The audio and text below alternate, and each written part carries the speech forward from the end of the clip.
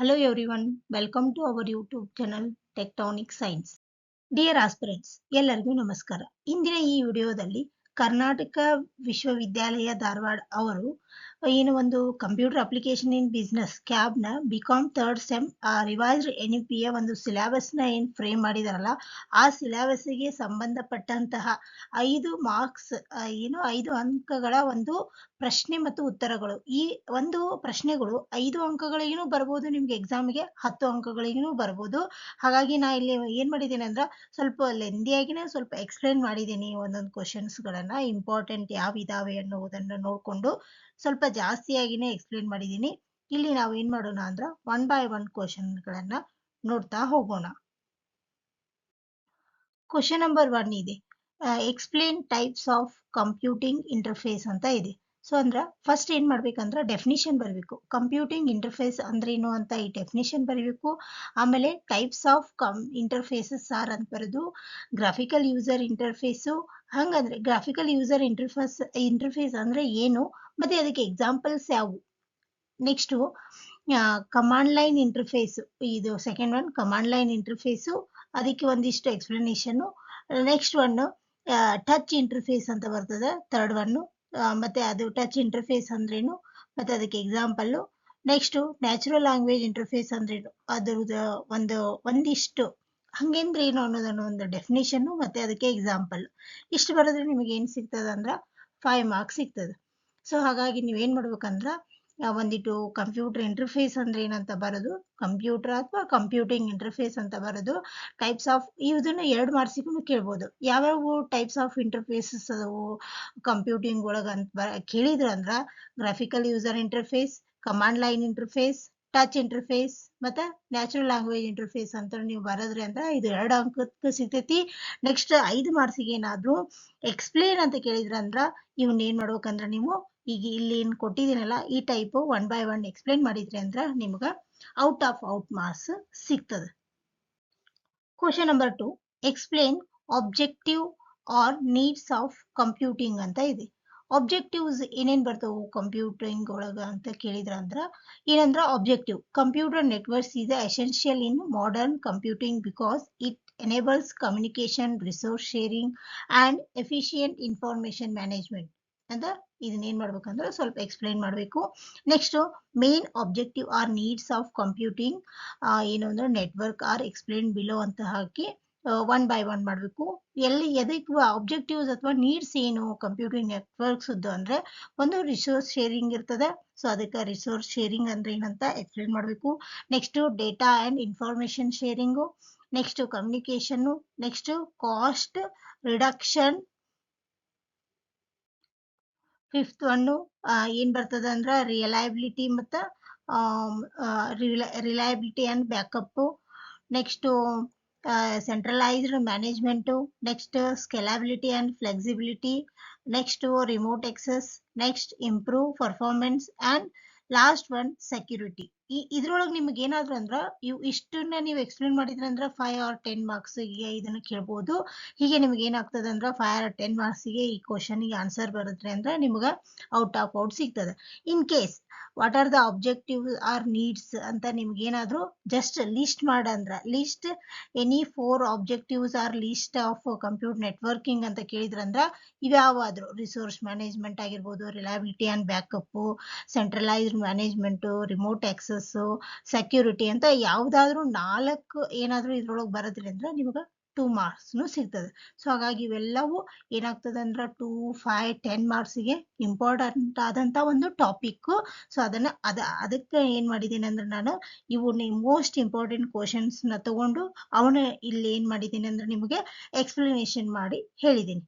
Next question number 3, what is network topology, next explain with neat diagram ಅಂತ ಇದೆ. ಅಂದ್ರೆ network topology ಅಂದ್ರೇನು ಮತ್ತೆ ಅವನ್ನ ಡೈಗ್ರಾಮ್ಸ್ ಹಾಕಿ ಏನ್ ಮಾಡ್ರಿ ಅಂತ ಎಕ್ಸ್ಪ್ಲೇನ್ ಮಾಡ್ರಿ ಅಂತ. ಇದು 5 ಮಾರ್ಕ್ಸ್ ಆರ್ 10 ಮಾರ್ಕ್ಸ್ಗೆ ಬರ್ಬೋದು. ಮತ್ತೆ ವಾಟ್ ಈಸ್ ನೆಟ್ವರ್ಕ್ ಟೋಪಾಲಜಿ ಅಂತ 2 ಮಾರ್ಕ್ಸ್ಗೂ ಬರ್ಬೋದು. ಏನಂದ್ರ ಮೋಸ್ಟ್ ಇಂಪಾರ್ಟೆಂಟ್ ಅಂತ ಏನಂದ್ರೆ ಇದು ಟಾಪಿಕ್ ಆಗಿದೆ. Network topology refers to the physical or logical arrangement of computer devices and cables in a computer network. It defines how devices are connected and how data flow between them. ಅಂದ್ರೆ ಏನಾಗ್ತದೆ ಅಂದ್ರೆ network topology ಆಗ್ತದೆ. Types of network ಟೋಪಾಲಜೀಸ್ ಅಂದ್ರೆ first ಒಂದು mesh topology ಬರ್ತದೆ. ಇದು ಅದರದ್ದು diagram ಬರ್ತದೆ. ಮೆಶ್ ಟೋಪಾಲಜಿ ಅಂದ್ರೆ ಏನು, ನೆಕ್ಸ್ಟ್ ಅದರದ್ದು ಅಡ್ವಾಂಟೇಜಸ್ ಮತ್ತೆ ಡಿಸ್ಅಡ್ವಾಂಟೇಜಸ್. ಇದೇನ್ ಬರ್ತದೆ ಅಂದ್ರೆ ಮೆಶ್ ಟೋಪಾಲಜಿ ಇದು ಫಸ್ಟ್ ಇದು ಮೆಶ್ ಟೋಪಾಲಜಿ ಬರ್ತದೆ. ಎರಡನೇದು ಸ್ಟಾರ್ ಟೋಪಾಲಜಿ ಬರ್ತದೆ.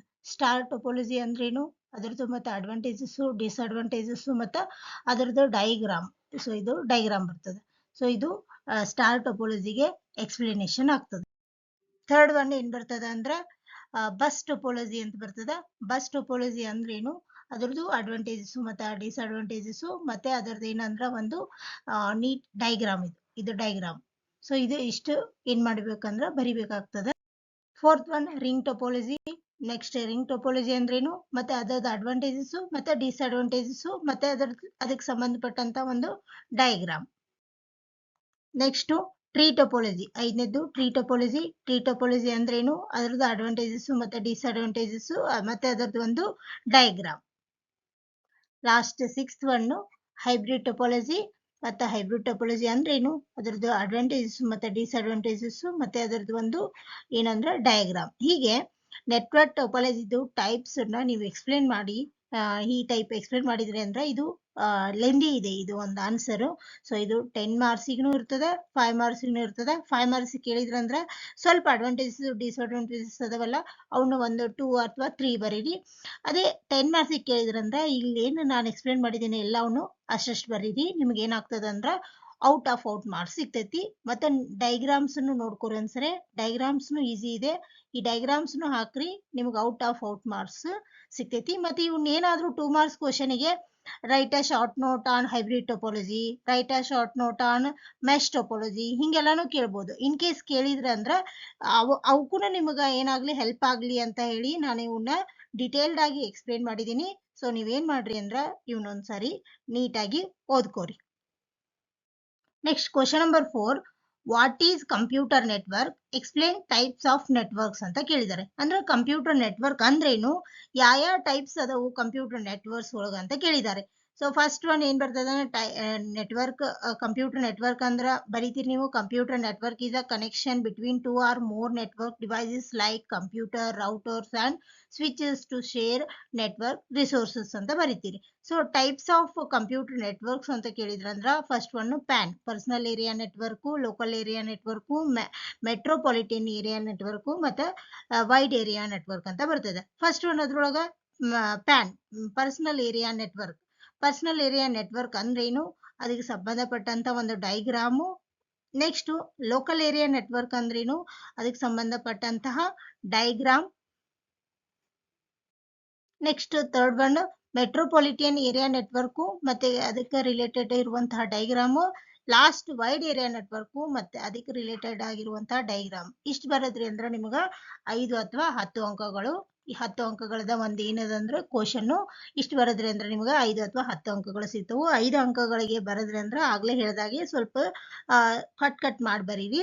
10 ಅಂಕಕ್ಕೆ ಕೇಳಿದ್ರಂದ್ರ ಅಷ್ಟೂನು ಬರೀರಿ. ನಿಮಗೆ ಏನು ಸಿಗ್ತದ ಅಂದ್ರ ಔಟ್ ಆಫ್ ಮಾರ್ಕ್ಸ್ ಸಿಗ್ತೈತಿ, no doubts at all.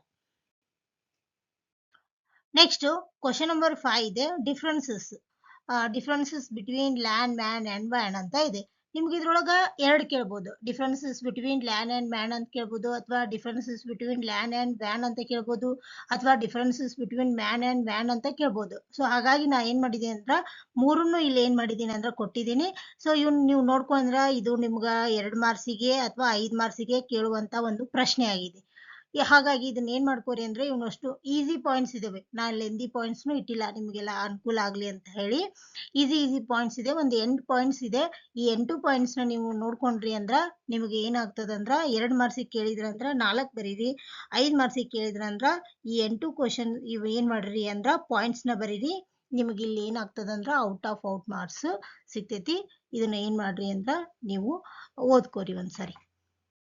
Next question number 6, explain distributed computing ಅಂತ ಇದೆ. ಅಂದರೆ ಡಿಸ್ಟ್ರಿಬ್ಯೂಟೆಡ್ ಕಂಪ್ಯೂಟಿಂಗ್ ಅಂದ್ರೆ ಏನು ಅಂತ ಡೆಫಿನೇಷನ್ ಬರೋದು, ಅದ್ರದ್ದು ಕ್ಯಾರೆಕ್ಟರಿಸ್ಟಿಕ್ಸು, ಅದ್ರದ್ದು ಅಡ್ವಾಂಟೇಜಸ್ಸು ಬರಿಬೇಕು. ನೆಕ್ಸ್ಟು ಡಿಸ್ಅಡ್ವಾಂಟೇಜಸ್ ಬರೋದು, ಲಾಸ್ಟ್ಲಿ ಅಪ್ಲಿಕೇಶನ್ಸ್ ಬರೋದ್ರಿ ಅಂದ್ರೆ ನಿಮ್ಗೆ 5 ಮಾರ್ಕ್ಸ್ ಸಿಗ್ತದ. ಈ ಅಥವಾ ವಾಟ್ ಈಸ್ ಡಿಸ್ಟ್ರಿಬ್ಯೂಟೆಡ್ ಕಂಪ್ಯೂಟಿಂಗ್ ಅಂತ 2 ಮಾರ್ಕ್ಸಿಗೂ ಕೇಳ್ಬೋದು. ಈ ಡೆಫಿನೇಷನ್ ಕೇಳಿದ್ರಂದ್ರೆ 2 ಮಾರ್ಕ್ಸಿಗೆ ಹೆಲ್ಪ್ ಆಗ್ತದ. ಅಷ್ಟೂ ಎಕ್ಸ್ಪ್ಲೇನ್ ಮಾಡ್ರಿ ಅಂತ ಕೇಳಿದ್ರಂದ್ರೆ 5 ಮಾರ್ಕ್ಸ್ಗೆ ನಿಮ್ಗೆ ಹೆಲ್ಪ್ ಆಗ್ತದ. ಇವು ಏನು 6 ಕ್ವಶನ್ಸ್ ಅದಾವಲ್ಲ, ಈ 6 ಕ್ವಶನ್ಸ್ ಏನು ಬರ್ತದಂದ್ರೆ ಯೂನಿಟ್ ಒನ್ ನಲ್ಲಿ ಕೇಳುವಂತ ಇಂಪಾರ್ಟೆಂಟ್ ಕ್ವಶನ್ಸ್ಗಳಾಗಿವೆ. Important questions. ಸೊ ಇವನ್ನೇನು ಮಾಡ್ರಿ ಅಂದ್ರೆ ನೀವು ಎಕ್ಸಾಮ್ ಟೈಮ್ ಇನ್ನೇನು ಭಾಳ ದಿನ ಉಳಿದಿಲ್ಲ ಎಕ್ಸಾಮ್ ನಿಮಗೆ. ಹಾಗಾಗಿ ನೀವೇನು ಮಾಡ್ರಿ ಅಂದ್ರೆ ಇವ್ನೊಂದು ಸ್ವಲ್ಪ ನೋಡ್ಕೊತಾ ಇರ್ರಿ. ನಿಮ್ಗೆ ಈ ಟೈಪೇ ಬರ್ತಾವೆ ಕ್ವಶನ್ಸ್. ಇವನ್ ಬಿಟ್ಟು ಯಾಕಂದ್ರೆ ಸಿಲೆಬಸ್ನಲ್ಲಿ ಇದನ್ನ ಬಿಟ್ಟು ಬೇರೆ ಕಂಟೆಂಟೇ ಇದ್ದಾಗ ನಿಮ್ಗೆ ಇವನ್ನೇ ಕೇಳ್ಬೇಕಾಗ್ತೈತೆ ಅವ್ರು. ಹಾಗಾಗಿ ನೀವೇನು ಮಾಡ್ರಿ ಅಂದ್ರೆ ಸ್ವಲ್ಪ ಇದನ್ನ ನೋಡ್ಕೋರಿ. ಅಂದ್ರೆ ನಿಮ್ಗೆ ಏನಾಗ್ತದೆ ಅಂದ್ರೆ ಇರೋದೇ ನಿಮ್ಗೆ 40 ಮಾರ್ಕ್ಸಿನ ಅಂಕಕ್ಕೆ ಇರುವಂತಹ ಒಂದು ಪೇಪರ್ ಇದು. ನಿಮಗೆ ಔಟ್ ಸಿಗ್ತದೆ. ಆಮೇಲೆ ಏನಂದ್ರೆ ಈ ಕಂಪ್ಯೂಟರ್ ಸೈನ್ಸ್ ಆಗಿರ್ಬೋದು, ಅಥವಾ ಮ್ಯಾಥಮೆಟಿಕ್ಸ್ ಆಗಿರ್ಬೋದು, ಅಥವಾ ಸ್ಟ್ಯಾಟ್ ಆಗಿರ್ಬೋದು, ಈ 3 ಒಂದು ಏನಂದ್ರ ಸಬ್ಜೆಕ್ಟ್ ನಲ್ಲಿ ಇಲ್ಲಿ ಏನ್ ಮಾಡಕ್ ಬರಂಗಿಲ್ಲ ಅಂದ್ರ ಕಟ್ ಮಾಡಕ್ ಬರಂಗೇ ಇಲ್ಲ. ಮಾರ್ಕ್ಸ್ ಔಟ್ ಕೊಡಬೇಕು. ನೀವು ಅಕ್ಯುರೇಟ್ ಬರ್ದಿದ್ರಿ ಅಂದ್ರ ಇಲ್ಲಿ ಕಟ್ ಮಾಡಕ್ ಬರಕ್ ಆಗಂಗೇ ಇಲ್ಲ. ಉಳ್ಕಿದ್ವು ಥಿಯರಿ ಬೇಸ್ಡ್ ಇರ್ತವು, ಕಟ್ ಮಾಡ್ತಾರ. ಬಟ್ ಇವೇನಿರ್ತಾವ ಅಂದ್ರ ಅಕ್ಯುರೇಟ್ ಇರ್ತವು. ಇಲ್ಲಿ ಬೇರೆ ಏನೋ ಟೆಕ್ನಿಕಲ್ ವರ್ಡ್ಸ್ ಬಿಟ್ಟು ಬೇರೆ ಬರಕ ಆಗಂಗಿಲ್ಲ. ಇನ್ ಕೇಸ್ ಬರದ್ರಿ ಅಂದ್ರ ಅವು ಇವ್ಯಾಲ್ಯೂಯೇಷನ್ ಒಳಗ್ ನಿಮ್ಗ ಏನಾಗ್ಬಿಡ್ತಾವ ಅಂದ್ರ ಅವು ರಾಂಗ್ ಆಗೇ ಬಿಡ್ತಾವು. ಸೊ ಹಾಗಾಗಿ ಏನ್ ಮಾಡ್ರಿ ಅಂದ್ರ ನೀವು ಇದನ್ನು ಅಷ್ಟು ನೀಟಾಗಿ ಬರೀರಿ. ನಾ ಹೇಳಿದ್ದು ಅಷ್ಟು ಅಂದ್ರೆ ನಿಮಗೆ ಏನು ಸಿಗ್ತದೆ ಅಂದ್ರ ಔಟ್ ಮಾರ್ಕ್ಸ್ ಸಿಗ್ತೈತಿ. ಐ ಹೋಪ್ ಈ ಒಂದು ವಿಡಿಯೋ ನಿಮಗೆ ಇಷ್ಟ ಆಗಿದೆ ಅಂತ ಅನ್ಕೊಂತೀನಿ. ಈ ವಿಡಿಯೋ ನಿಮಗೆ ಇಷ್ಟ ಆಗಿದ್ರೆ ಈ ಒಂದು ಚಾನಲ್ನ ಸಬ್ಸ್ಕ್ರೈಬ್ ಮಾಡಿ, ಮತ್ತೆ ಈ ಎಲ್ಲ ಒಂದು ಕ್ಲಾಸ್ಗಳನ್ನ ನಿಮ್ಮೆಲ್ಲ ಫ್ರೆಂಡ್ಸ್ಗಳಿಗೆ ಶೇರ್ ಮಾಡಿ. ಮುಂದಿನ ವಿಡಿಯೋದಲ್ಲಿ ನಾವು ಯೂನಿಟ್ 2, 3, 4 ಯೂನಿಟ್ಗಳಿಗೆ ಸಂಬಂಧಪಟ್ಟಂತಹ ಕ್ವಶನ್ಸ್ ವಿತ್ ಆನ್ಸರ್ಸ್ಗಳನ್ನು ಚರ್ಚೆ ಮಾಡ್ತಾ ಹೋಗೋಣ. Thank you for watching.